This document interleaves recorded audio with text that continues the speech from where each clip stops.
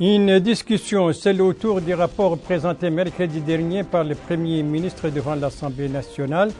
La discussion, c'était lors de l'avant-dernière séance plénière de cette Chambre. Une clôture, plutôt ça c'est la Défense, la ministre de la Défense qui participe par visioconférence à une réunion ministérielle de l'Union africaine sur la défense. C'était aujourd'hui. Et puis une visite, celle du travail effectué par le ministre de la Santé à Nouadhibou, notre capitale économique. Voilà pour les principaux titres de votre journal et c'est parti. Madame, mademoiselle, monsieur, bonsoir et bienvenue à votre 22h de ce samedi 30 janvier 2021. Nous commençons ces 22h par l'actualité parlementaire, même si les députés sont en vacances. Et c'est là pour revenir sur les deux dernières séances plénières, celle en présence du Premier ministre consacrée au débat du rapport qu'il a présenté mercredi dernier, et celle de la clôture de la première séance, de la première session parlementaire pour 2020-2021. Eh bien, la première était consacrée au débat de ce rapport présenté par M. Mohamed Bilal Messoud devant les députés. C'était mercredi. Et donc, discussion, réponse aux questions et aux suggestions des députés, résumé de ce débat par Abdoulaye Demeba. Au menu de cette séance plénière tenue sous la présidence du président de l'Assemblée nationale, Cheikh Ould Bahia, le bilan annuel de l'action du gouvernement et les grandes lignes du programme gouvernemental pour l'année en cours. C'est à la suite de la présentation par le Premier ministre devant les parlementaires du bilan du gouvernement. Les députés se sont ainsi prononcés au cours de cette plénière. Ils ont souligné la nécessité de donner la priorité aux infrastructures de services, aux installations médicales et éducatives. Ils ont fait part de leur satisfaction pour le plan élaboré par le président de la République, Mohamed Ould Cheikh Al-Ghazouani, afin de faire face à la COVID-19 dans le cadre de la prévention et aussi avec les interventions visant à atténuer les effets négatifs de ce fléau sur la société et particulièrement les familles démunies. Ils ont demandé au gouvernement de mettre l'accent sur l'édification d'infrastructures sanitaires, éducatives, routières, la création d'emplois, le soutien aux économies locales, ainsi que ceux actifs dans le secteur agricole et de l'élevage. Les députés ont aussi fait part de la nécessité de redynamiser les différents secteurs du gouvernement afin de renforcer, promouvoir et mettre en œuvre le programme électoral du président de la République. C'est par la promotion de compétences scientifiques et de personnalités dotées d'expertise et de qualifications adéquates dans les nominations et promotions au sein de l'administration.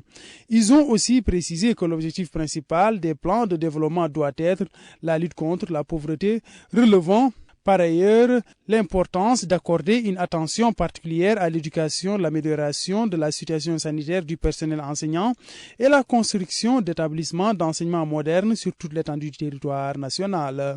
Ils ont en outre salué la démarche positive adoptée par le chef de l'État à l'égard des dirigeants de l'opposition, notamment avec les différentes réunions et consultations régulières, ce qui, disent-ils, a contribué à détendre l'atmosphère de la scène politique. Ce qui, indique ces derniers, a permis d'approfondir les concertations dans les différents aspects de la vie de la nation, loin des tiraillements inutiles qui caractérisaient la scène politique.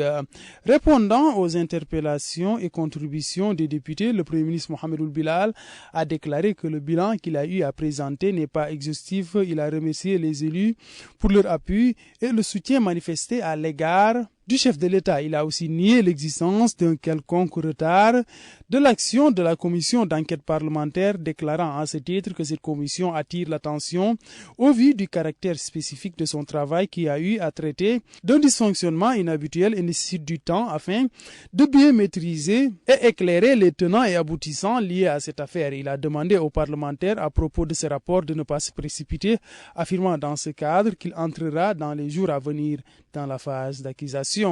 Par rapport aux interrogations soulevées concernant une dette impliquant des individus et une entité, le Premier ministre a indiqué que cette question était posée avant la mise en place de l'actuel attelage gouvernemental. Il a dans cette optique affirmé qu'elle aurait dû être réglée avant que ce problème n'atteigne ce stade.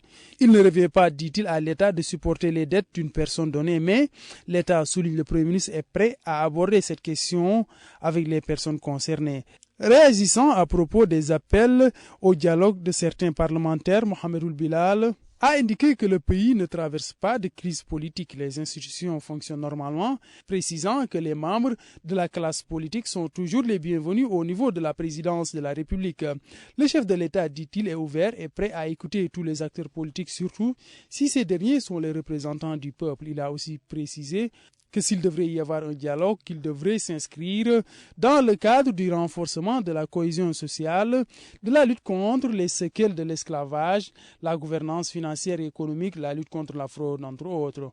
Mohamed Ould Bilal a aussi souligné que les citoyens commencent à ressentir les effets de la crise mondiale qui a été enregistrée du fait de la Covid-19. Le gouvernement, conclut le Premier ministre, est dans cette optique intervenu en rehaussant le pouvoir d'achat des citoyens par le biais de distribution gratuite de produits alimentaires et l'attribution d'allocations financières et la subvention de certains produits par la suppression des taxes et impôts et le financement de projets porteurs.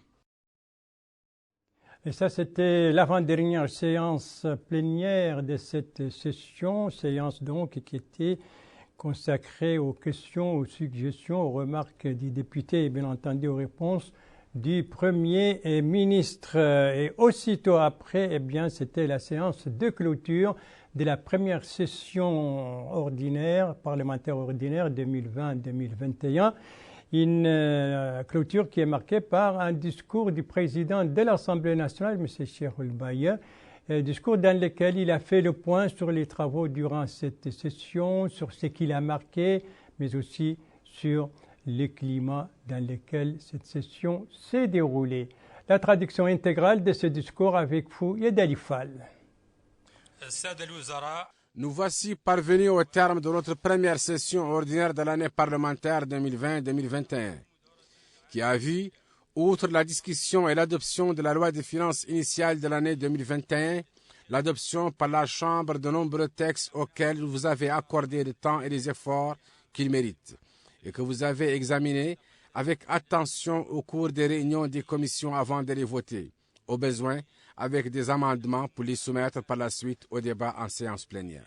Parmi ces textes que nous avons adoptés figure la loi sur la police environnementale, dont on attend qu'elle contribue à renforcer les efforts de notre pays pour protéger notre milieu environnemental touché tant par les phénomènes naturels que par l'activité humaine.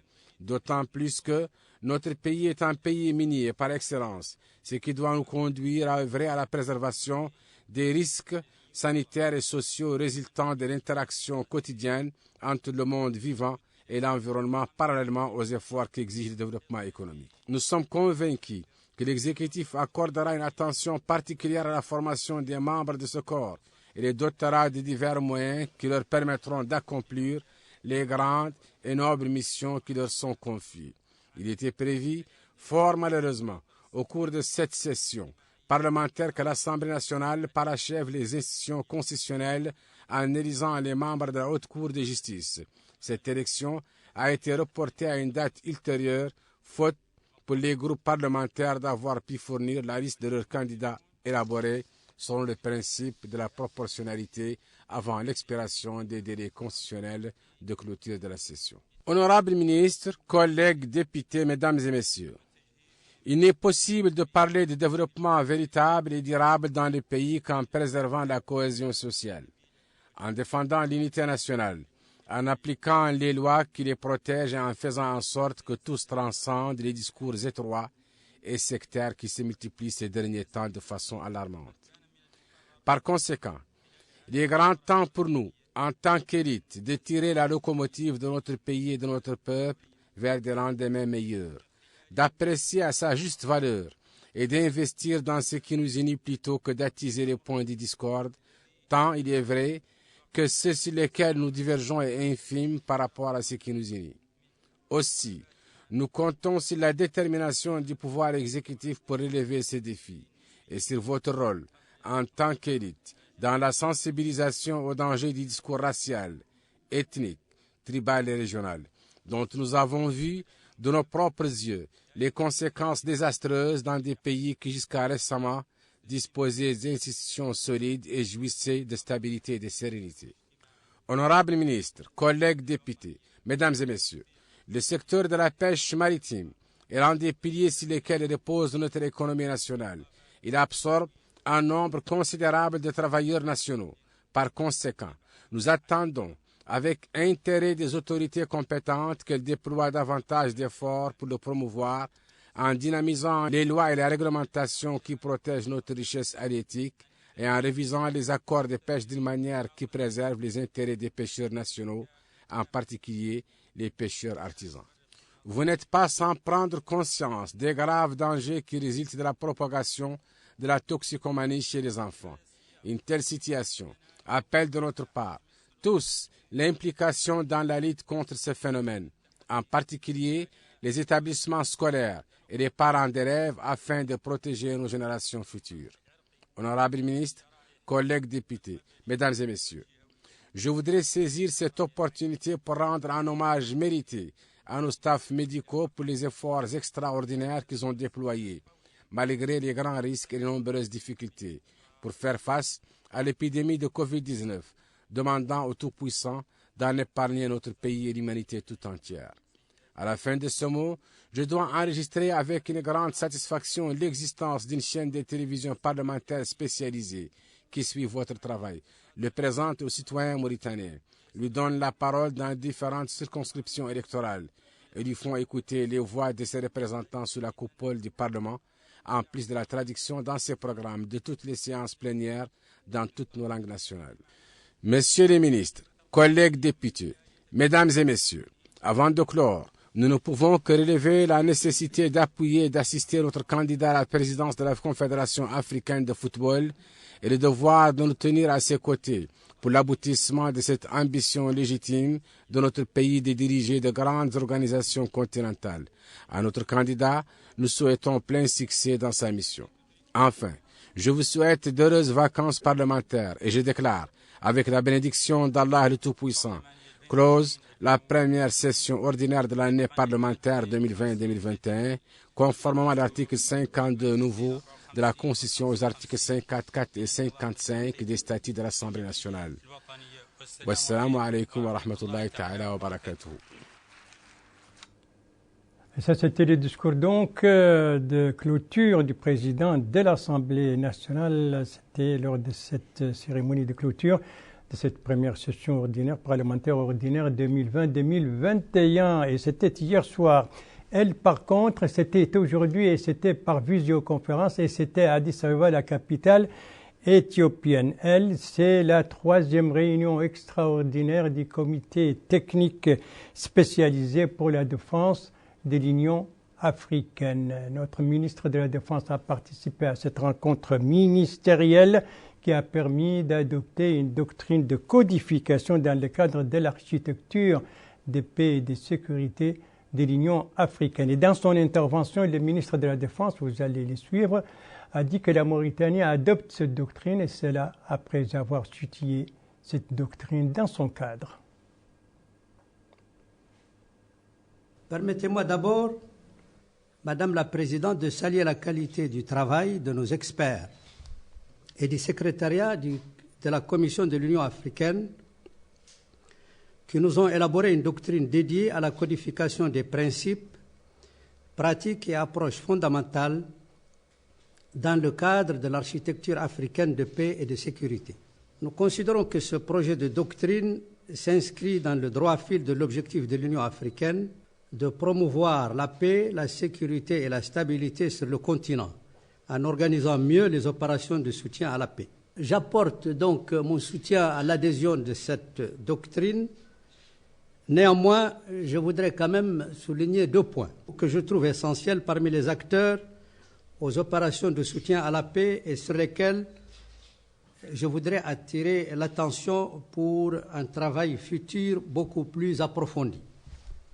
Concernant les groupes armés non étatiques, il y a lieu de faire preuve de la plus grande fermeté quant à leur encadrement, puisqu'ils possèdent des armes sous licence et opèrent contractuellement dans certains de nos États. S'agissant de ma deuxième observation, elle porte sur la nécessité pour les opérations de soutien à la paix de prendre en charge la protection des enfants dans tout le processus de planification, de déploiement et de gestion des mandats et de liquidation des opérations de soutien à la paix de l'Union africaine. Ceci est d'autant plus réel et important que les groupes armés terroristes évoluant actuellement dans l'espace sahélo-saharien recrutent et embrigadent des enfants de moins de 14 ans.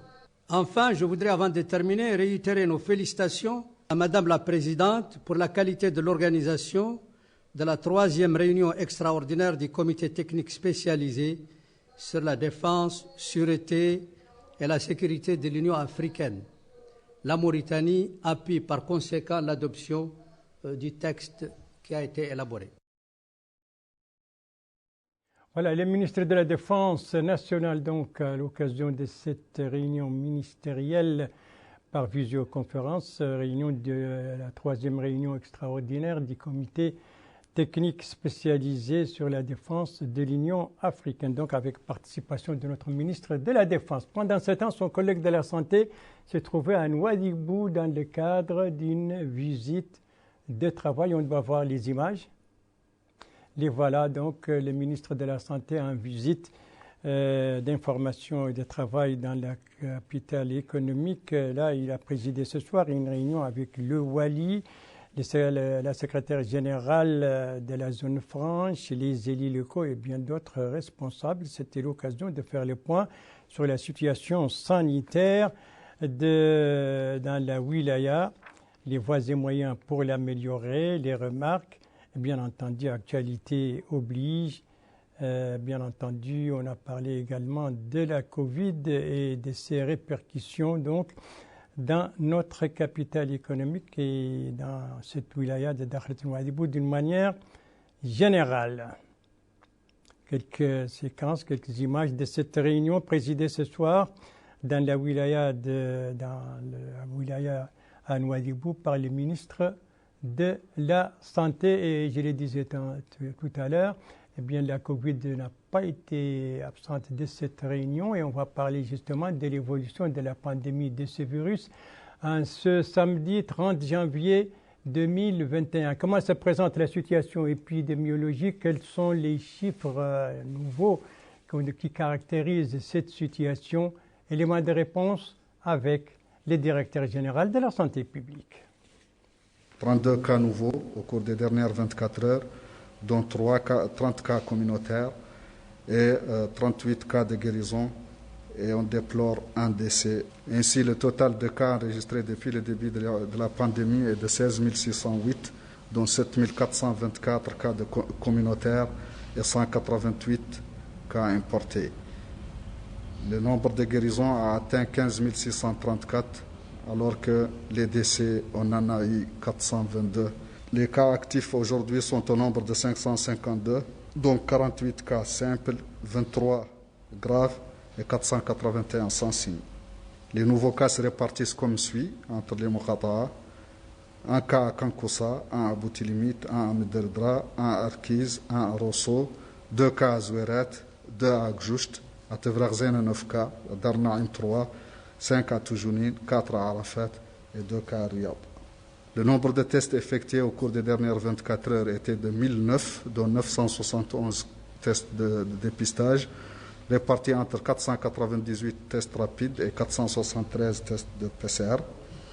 Quant à leur répartition par région, elle est la suivante: 56 au Hod Sharqi, 10 au Hod Larbi, 66 à Nasaba, 35 au Gorgol, 46 au Brakna, 57 au Trarza, 14 à Nadrar, 50 à Nouadhibou, 10 au Tagan, 20 au Guidimaka, 9 à Tirzamour, 104 à Nishiri, 406 à Nouakchott Ouest, 75 au Nord et 51 à Nouakchott Sud. Ainsi, le total de tests effectués depuis le début de la pandémie a atteint 188 264, dont 161 578 tests de dépistage, répartis entre 124 055 tests rapides et 30 523 tests de PCR. Voilà l'évolution de la pandémie de la COVID-19 ce samedi 30 janvier 2021, une évolution caractérisée donc par 38 guérisons, 32 nouveaux cas et malheureusement un décès. On le voit, une tendance à la baisse, mais il ne faut pas pour autant baisser la garde, surtout en ce qui concerne les mesures préventives et les respects. Parallèlement à ces mesures, bien entendu, les autorités publiques multiplient les actions en faveur des couches les plus défavorisées pour alléger leurs souffrances et alléger les conséquences de cette pandémie. C'est dans ce cadre que se situe et que s'inscrit l'opération Cash Transfer, actuellement entrée dans sa seconde phase, une phase qui est actuellement en cours tant à Nouakchott qu'à l'intérieur du pays. À Nouakchott donc, pour s'informer sur le déroulement de l'opération, il y a cette visite aujourd'hui à travers les 3 wilayas du secrétaire général de Tazor. Précision sur cette visite avec Garmi Teguedi. Le secrétaire général de Tazor s'est rendu dans les différents points de distribution et s'est renseigné auprès des responsables du déroulement de l'opération, de son degré d'avancement et dans quelle mesure répond-elle aux attentes des bénéficiaires. M. Samboul Salem, au cours de sa visite, a souligné la souciance des hautes autorités de faire prévaloir la transparence absolue dans la mise en œuvre des projets destinés aux franges vulnérables, particulièrement dans cette période de pandémie. Le secrétaire général a reçu des explications techniques détaillées au niveau de la Direction générale du registre social de Tazor qui joue un rôle crucial dans le déroulement de cette opération. La seconde phase de l'opération vise à injecter plus de 4 milliards d'anciens ouguiyas au moyen de transferts directs en espèces au profit des groupes vulnérables sur l'ensemble du territoire national. Cette opération donc va bénéficier à 210 000 ménages pauvres dans toutes les localités et villes du pays, dont le nombre est de 8119. Donc ces familles les 210 000 familles vont bénéficier chacune de 22 500 ouguiyas. Mais parmi ces familles, il y a des familles déjà qui reçoivent de manière régulière les transferts monétaires du programme Tekavoul de la délégation générale Tazor. Ces 70 506 familles vont recevoir donc 2 transferts monétaires, soit un total de 37 500 ouguiyas par famille. L'opération couvre 14 728 ménages dans la wilaya de Nouakchott-Ouest, 10 528 familles vulnérables dans la wilaya de Nouakchott-Sud et 5 500 bénéficiaires au niveau de Nouakchott-Ouest. L'opération élargie de transfert d'espèces a été menée par 150 équipes mobiles dont 156 agents de paiement qui sont chargés de fournir cette aide sur l'ensemble du territoire national. Au total, les sommes distribuées au cours de cette opération s'élèvent à 4 725 millions d'anciens ouguiyas, dont 210 000 familles bénéficieront sur tout le territoire national. Ont participé à cette visite les autorités administratives, les élus locaux des wilayas visités et les représentants de la société de transfert d'argent locale qui gère le processus de distribution d'aide directe en espèces. Il s'agit de la visite du secrétaire général de Tazor. C'était aujourd'hui pour s'informer sur les déroulements de l'opération Cash Transfer au niveau des 3 wilayas de Nouakchott. Merci de suivre les JTF de Mauritanie. La suite du journal en compagnie de nos bureaux régionaux de Trarza, du Haut-El Gharbi et du Gorgol. Première étape de notre voyage, c'est le Trarza avec la visite effectuée par le secrétaire général du ministère de l'Hydraulique et de l'Assainissement dans la commune de Ndiago. C'était hier. Alors, l'objectif de cette visite, c'est un reportage de l'un de nos correspondants là-bas au Trarza, Abdallah Yislim, dont le compte-rendu est revu en français par Yed Alifal. Cette visite a pour objectif de permettre au secrétaire général du département de l'hydraulique et de l'assainissement de s'inquiéter de l'avancement des travaux de réhabilitation du réseau d'adduction d'eau à Ndiago. Ce château d'eau doit permettre l'emmagasinement et la distribution de l'eau potable à Ndiago au village environnant. Le secrétaire général a expliqué que ce projet revêt une importance capitale pour les habitants de la commune. Nous avons, a-t-il dit à cet effet, commencé notre visite au niveau du barrage de Diama, source d'eau en passant par l'usine de traitement jusqu'au château d'eau. Le directeur général explique les raisons du retard de ce projet et ses sources de financement. Extrait. Malheureusement, il y a des contraintes qui sont dues à des choses qu'on ne maîtrise pas, telles que la pandémie, qui a causé beaucoup de retard, surtout dans le cadre des travaux concernés par la BPI. Et on se réjouit quand même de ce partenariat entre le BPI et l'État mauritanien qui consiste à améliorer de façon consécutive la situation en approvisionnement au niveau de la commune. Le projet est financé en commun accord entre l'État mauritanien et BPI. Il y a une partie concernée par l'État mauritanien qui consiste depuis la prise jusqu'à tout ce qui est la prise, le refoulement, jusqu'à l'usine de traitement. Et de là-bas, à partir de l'usine, à partir des châteaux, vers la distribution, c'est la BPI qui est concernée. Le maire adjoint d'Ndiago a loué cette visite et l'importance de ce projet pour les habitants de sa commune. Le secrétaire général, en compagnie du Hakam et des autorités administratives et sécuritaires, a clôturé sa visite par les groupes électrogènes qui alimenteront en électricité le projet. Ça, c'était la visite donc du secrétaire général du ministère de l'Hydraulique et de l'Assainissement hier à Ndiago, Trarza. La deuxième étape de notre tour à l'intérieur du pays, c'est le Hod El Gharbi. Le Hod El Gharbi, dont le conseil régional vient de tenir sa première session pour l'année 2021. Et c'était aujourd'hui à Ayoun, la capitale régionale. C'est un compte-rendu de l'un de nos correspondants là-bas, le Batou Limder, compte-rendu revu en français par Garmi Tegedi. La session ordinaire du Conseil régional du Hod El Gharbi a pour but d'approuver le budget du Conseil de l'année en cours et d'élaborer un plan de travail pour booster l'économie locale.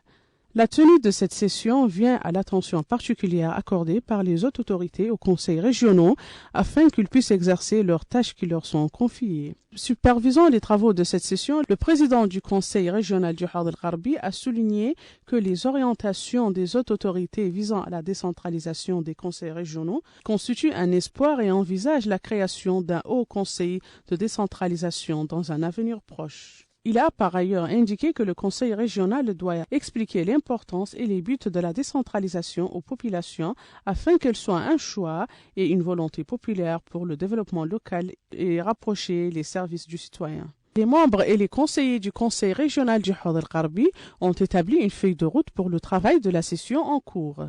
Les principaux thèmes débattus pendant cette session sont la gestion du budget, la santé, l'éducation, l'accès à l'eau potable et l'éclairage public. D'autres thèmes ont été débattus par les participants au cours de cette session afin de contribuer au développement de la wilaya.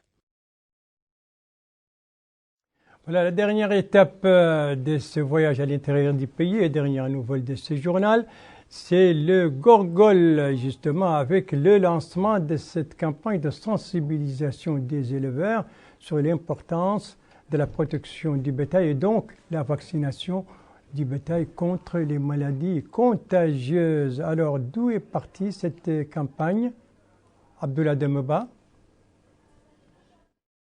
C'est à partir de Tokomadi que cette campagne de sensibilisation pour la vaccination du cheptel a eu lieu en présence du Hakim de la Mokhata de Kédi, du coordinateur régional du développement rural au Gorgol, des autorités administratives et sécuritaires de la wilaya, des représentants des éleveurs afin de vacciner le bétail contre les maladies animales. Elle s'est déroulée en collaboration avec le programme régional d'appui au pastoralisme au Sahel, PRAPS. Le Hakim de la Mokhata de Kédi a souligné que cette zone est connue pour être une wilaya à vocation agro-pastorale. C'est dans ce cadre que tous les éleveurs de ces localités et des wilayas environnantes participent à cette opération afin de vacciner leur bétail contre les maladies animales. Le coordinateur régional du développement rural au Gorgol a quant à lui affirmé qu'ils ont eu à accomplir 2 voire 2 mois et demi de vaccination dans le cadre de cette opération. Il nous reste, dit-il, 2 voire 2 mois et demi avant la fin de cette opération. Il appelle les éleveurs qui n'ont pas encore eu à vacciner leurs animaux à venir pour cette opération. La maire de Tokomadi a remercié au nom des habitants les pouvoirs publics pour cet appui au profit des éleveurs de cette localité. Les concernés, à savoir les éleveurs, n'ont pas manqué d'exprimer leur satisfaction pour cette campagne. Ils ont demandé à leurs collègues de participer à cette opération pour mettre à l'abri leur bétail contre ces maladies. Ils ont précisé que des moyens conséquents ont été mobilisés par les pouvoirs publics afin de vacciner le cheptel. Une campagne de sensibilisation des éleveurs autour de l'importance de la vaccination du bétail contre les maladies contagieuses. Et c'était au Gorgol, les coups d'envoi, c'était hier à partir de Tiokombadi. C'était un reportage de l'un de nos correspondants là-bas dans la wilaya de Gorgol, Mohamed Oulbilal, remis en français, je l'ai dit, par Abdul Adamaba. Et c'est sur ce reportage que s'achève ce journal. Merci à vous, madame, mademoiselle, monsieur, de l'avoir suivi. Merci bien entendu aux équipes rédaction et les techniques qui ont participé à sa conception. Je vous en rappelle les principales informations. Ici, c'était la discussion autour du rapport présenté par le Premier ministre. C'était hier, lors d'une avant-dernière séance plénière de l'Assemblée nationale. Questions, suggestions des députés, réponses du Premier ministre. Ici, c'est la participation du ministre de la Défense nationale à cette réunion ministérielle par visioconférence organisée par l'Union africaine, réunion donc sur la défense en Afrique. Et ici, c'est à Nouadhibou la visite de travail du ministre de la Santé.